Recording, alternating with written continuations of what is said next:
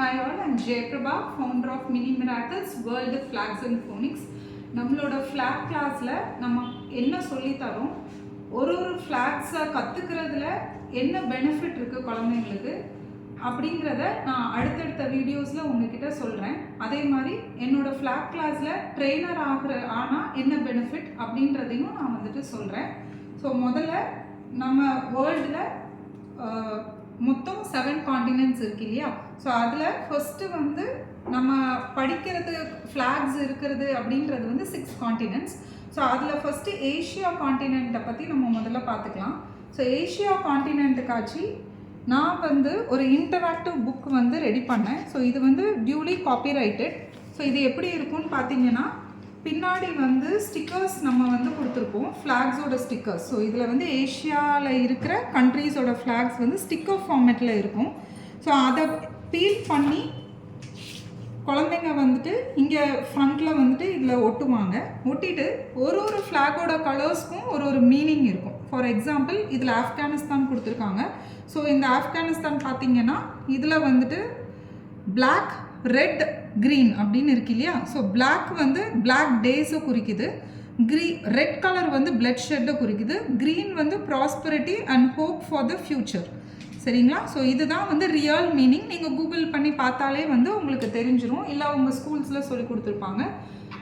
இதை வந்து நம்ம அப்படியே பை ஹார்ட் பண்ணாமல் நம்மளாக வந்துட்டு ஒரு சிம்பிள் ட்ரிக்ஸ் வச்சுப்போம். இந்த கலர்ஸை வந்து ஒரு அவுட்லைனாக கொடுக்கும் போது எப்படி வந்துட்டு சொல்லலாம் அப்படின்னு சொல்லிட்டு. ஸோ அது நான் சொல்கிறேன். ஸோ இது வந்து ஆக்சுவலாக நடுவில் இருக்கிறது பார்த்தீங்கன்னா மாஸ்க் இருக்குது. சரிங்களா? ஸோ இது வந்து ஒரு முஸ்லீம் வர்ஷிப் பண்ணுற மாஸ்க்கு. ஸோ அப்படி மாஸ்க் இருக்கிற ஒரு ஃப்ளாக் பார்த்தீங்கன்னா ஆப்கானிஸ்தான். ஸோ அதோட கேபிட்டல் வந்து காபுல். ஸோ இந்த புல் அப்படின்றத வச்சு ஹிண்ட் வச்சு நம்ம எடுப்போம். ஸோ புல் வந்து பிளாக் கலர். ஸோ அந்த புல் ஃபஸ்ட்டு போகுது. ஸோ அது மாஸ்க்கு கிட்ட நடந்து வரும்போது அது வந்து அடிபட்டுருது அது காலில். ஸோ அதுக்கு ரத்தம் வருது, அது வந்து ரெட் கலர். ஸோ அதுக்கு பசி எடுக்குது. ஸோ பக்கத்தில் இருக்கிற ஃபார்முக்கு போகுது, வயலுக்கு போகுது, அது பச்சை கலரில் இருக்குது. ஸோ இந்த மாதிரி ஞாபகம் வைக்கும் போது ஒரு அவுட்லைன் கொடுக்கும் போதே அந்த குழந்தைங்களுக்கு எந்த கலர் எங்கே வருதுன்றதை பைஹார்ட் பண்ணாமல் அந்த ஸ்டோரி ஃபார்மேட் வச்சு அவங்க வந்து கரெக்டாக வந்து கலர் பண்ணிடுவாங்க. ஸோ இதை வந்து கிரிட்டிக்கல் திங்கிங், அதாவது விமர்சன திறன் அப்படின்னு சொல்லுவாங்க. சரியா? ஸோ இந்த விமர்சன திறன் வந்து அவங்களுக்குள்ள வந்து வளரும். ஸோ தட் பெருசாக ஆகும் போது பெரிய பெரிய கொஸ்டின்ஸை கூட அவங்களால ஒரு சிம்பிள் ட்ரிக்ஸ் வச்சு அவங்க வந்து அதை அண்டர்ஸ்டாண்ட் பண்ணி புரிஞ்சு அவங்க வந்துட்டு படிப்பாங்க. இது ஒரு விஷயம்.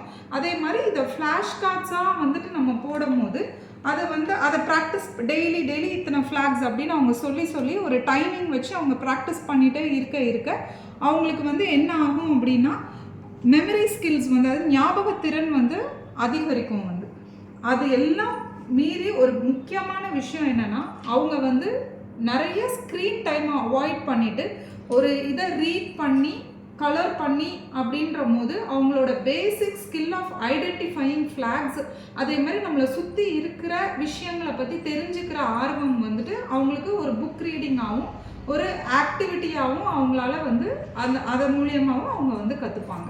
ஸோ இதுதான் நம்ம மெயினாக வந்துட்டு ஃபோக்கஸ் பண்ணுறது.